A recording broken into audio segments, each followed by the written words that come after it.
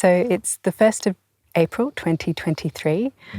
We're north of Injune, just near the mouth of Carnarvon Gorge in central Queensland.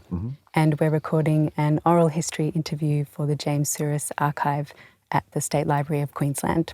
Dee, thank you for having us.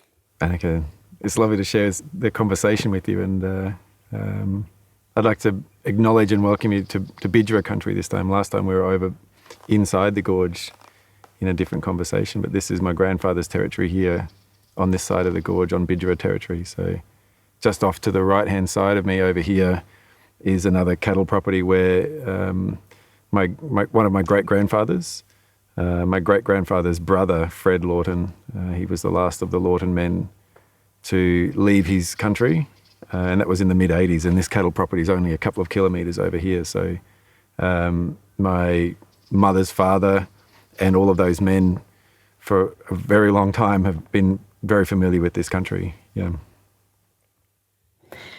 So you were born in the early 80s, 1982, at Moranbah, and you grew up there between town and your parents' property nearby.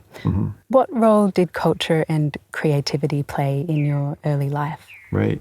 Well, early life being, home and school life. Mum, Kate, is a persistent maker, persistent, both, insistent. So Mum's a pretty serious maker herself, always has been.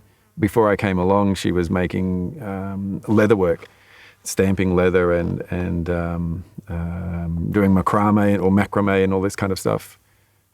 There was a program in Moranbah at the Moranbah primary school and high schools called the ASPAR program, and I think it's still around these days, but the Aboriginal Students and Parents Support Program, something like this it was called.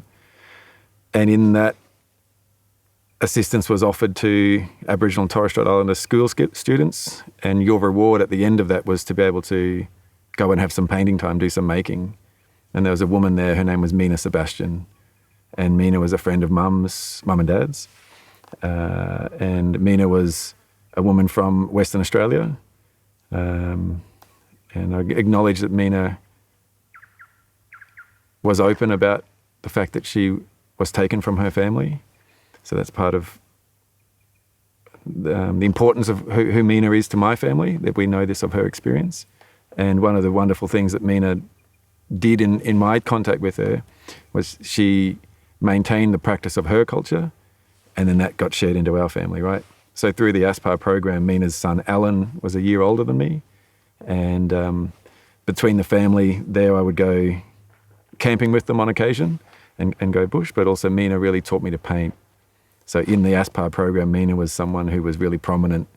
That's where painting and art practice came in, but also we were a few hundred kilometres from both of Mum's parents, sides of the families, and in Mackay was the closest connection to Grandad Tim Kemp and Nat Anita Kemp there on Bidjara Country. And Grandad Tim is very much recorded as being materially very skilled, as well as being a medicinal knowledge keeper and all the other skills he had.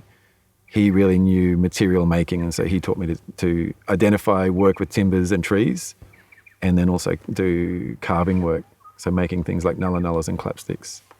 Let's talk about your time at university. So at Griffith, you were taught by quite an influential cohort of Aboriginal thinkers and makers. Right. And adjacent to art school, you also formed a series of relationships with senior artists and other artists in the community. Right. Who were your mentors during that period? Yeah. Well, we start with Jennifer Hurd. Jennifer Hurd being a very senior Queensland artist. Jennifer established and convened that degree, the Contemporary Indigenous Australian Art degree. That's widely celebrated, Jennifer's contribution that way.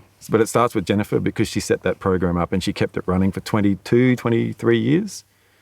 And then also in there, someone who was key for me was Laurie Nielsen.